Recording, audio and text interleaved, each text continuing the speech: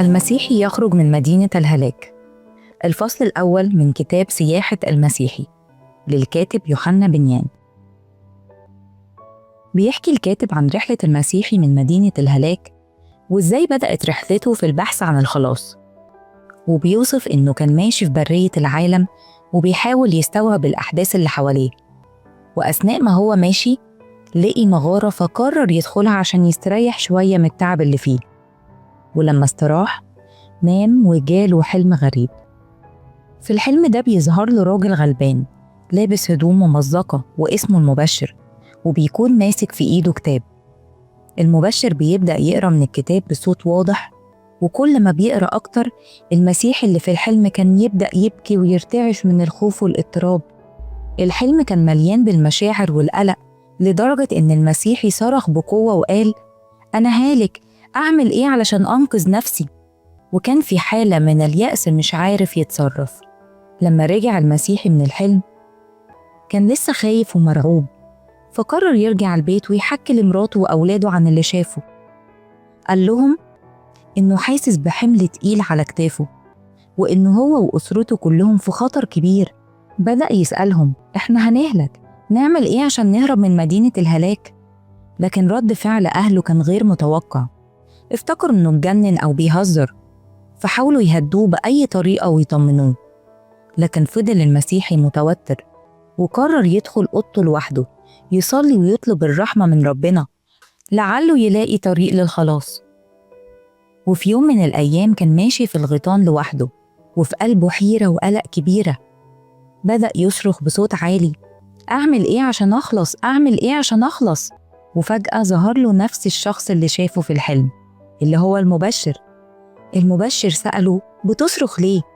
فالمسيحي جاوبه وقال له: أنا عرفت من الكتاب اللي في إيدي إن علي حكم بالموت، وبعد الموت في دينونة. أنا مش قادر أواجه الدينونة دي. المبشر بصله وقال له: ليه مش عاوز تموت؟ الحياة دي كلها مليانة شرور وألم. المسيحي قال له: أنا مش خايف من الموت، لكن خايف من الحمل اللي على ظهري. الحمل ده تقيل وممكن ينزلني للقبر، والأسوأ من كده إنه ممكن يوديني للسجن والدينونة اللي مستنياني بعدها. المبشر رد عليه وقال له: طالما حاسس بالحمل ده ليه واقف ساكت؟ واداله ملف مكتوب عليه: اهربوا من الغضب الآتي. المسيحي كان في حالة من الذهول، فسأله: أهرب فين؟ المبشر شاور له على سهل واسع وقال له: هتشوف باب صغير هناك، والباب ده هيبقى فيه نور. خلي عينيك على النور ده وامشي ناحيته، ولما توصل هتلاقي اللي انت بتدور عليه. المسيحي بدأ فعلا يمشي في الطريق اللي قاله عليه المبشر، ولكن وهو ماشي سمع صوت مراته وأولاده بينادوا عليه عشان يرجع، لكن كان مصمم إنه يكمل، وبالفعل بدأ يكمل في طريقه. بعد شوية لقي 2 من جيرانه بيجروا وراه، واحد اسمه المعاند والتاني اسمه المذعن، وكانوا بيحاولوا يرجعوه للمدينة.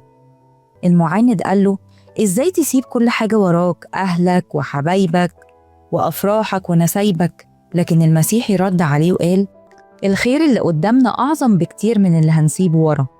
المعاند فضل يضغط عليه إنه يرجع وقال له: سيبنا من الكلام ده، خلينا نرجع. لكن المذعن كان شايف إن المسيحي فعلا ماشي في الطريق الصح.